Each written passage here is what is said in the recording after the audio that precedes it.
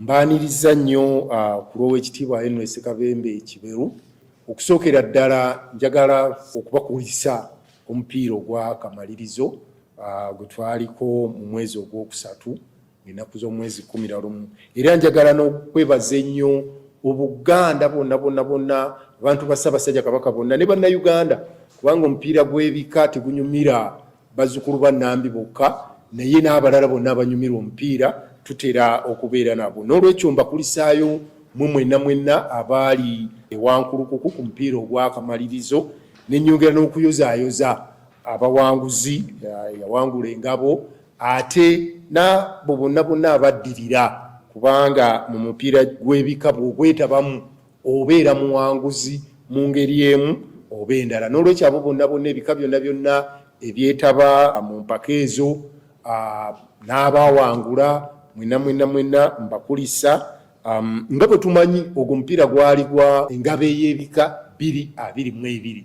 Kaakati tugenda mu 223 era nga mu kiseera kino tutandise okuteekateeka empaka ez'ebika omwaka 2023 nga zino zeziwe gwe mulundi ogwana mu 9 tugamba nti ekikopo kye tusamba kibbinkana bannaffe baliwe babeera mu premier bagamba myaka 10 owulira timu n'ogamba Mukama Katonda naye naffe gye tuli kubanga emyaka 49 ng'emipiira gy'ebika gitegekebwa obwo buwanguzi bw'amaanyi nnyo. Ate Ssaabasajja Kabaka bwe twali tudduka emisinde ku mulundi guno yatukubiriza nti n'emisinde gy'Obwakabaka tuluubirira nga gy'owulira New York gy'owulira e London kakati n'emipiira gyaffe egy'ebika najjo kati omutindo gugenda gukola ki gusituka myaka tuli 49 obwo buwanguzi bw'amaanyi nnyo eri Obuganda.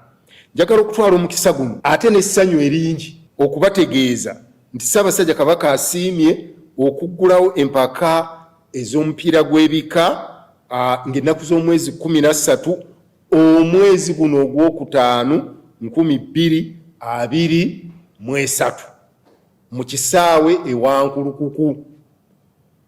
Bannamukisa abagenda okuggulawo kyekika eky'Enkima nga battunka ne bannaffe ab'engabi ensamba. Omupiira ogw'abalenzi gugenda kutandika ku ssaawa 9 nga bulijjo ate omupiira ogw'abawala gwo gugenda kutandika ku ssaawa 8 okuyingira $1,000 naye waliwo bannaffe ba VIP yagamba nti nze nja kusasula $200 okwongera okuwagira enteekateeka eno so nga ate n'abaana ab'amasomero ekyomukisa omulungi abaana baffe kati bali mu luwummula abazadde tubasaba abaana mubaleete abaana bano bwe batandika nga bakyali baana bato ne balaba emipiira gino bongera okufuna okwagala eri omuzannyo guno naye ate n'okwagala ebika byabwe. N'olwekyo abazadde kiba kirungi nnyo omwana ne bwe kibanga ekika kyo si kyekizannya kakibenga empologoma si yezannya naye nga Nkima yezannya ow'empologoma kiba kirungi n'ojja ku mupiira ogwo n'ojja n'omwana n'ayongera okusikirizibwa n'okubuuza taata ffe empologoma tusamba ddi ab'empindi tusamba ddi ne twongera okuba nti tuwagira ebika byaffe mu nteekateeka eyo.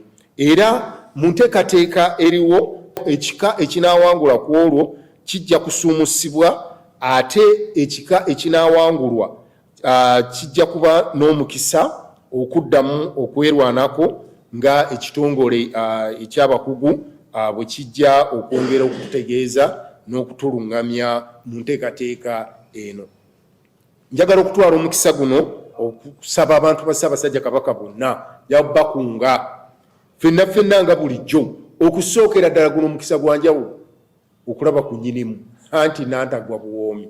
Omukisa guno gwa njawulo n'olwekyo Obuganda ffenna abateesiteesi bankakasizza nti bayina ekifo we tuli kijja kutumala bulungi nnyo. N'olwekyo Obuganda bonna mbasaba tujje tubugirize Ssaabasajja Kabaka abantu ba Ssaabasajja Kabaka nga bulijjo empologoma gyeyita mbeebaza bwebaza nti omulimu mugukolera ddala ffenna ku lunaku olwo tubenga tuvaayo okulaba ku nnyinimu ate n'okujja okuba nti twetaba ku mupiira guno oguggulawo emipiira gy'ebika 2023.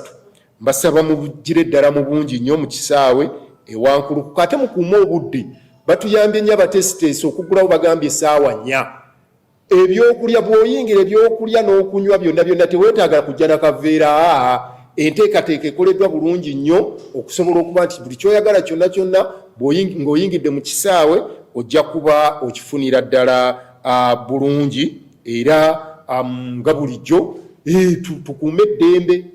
Mbasaba bulungi bwe tutambula nga tujja ku omupiira gwa Lwamukaaga olwa wiiki ejja. Waliwo kugamba nti tulinawo ebbanga ddene nedda twogera ku Lwamukaaga olwa wiiki ejja ng'ennaku z'omwezi 13. Njagaliza ebika ebigenda okuggulawo obuwanguzi oba Nkima oba Ngabi mwonna ebika ebyo mbyagaliza obuwanguzi. Ayi Katonda kuuma Ssaabasajja Kabaka.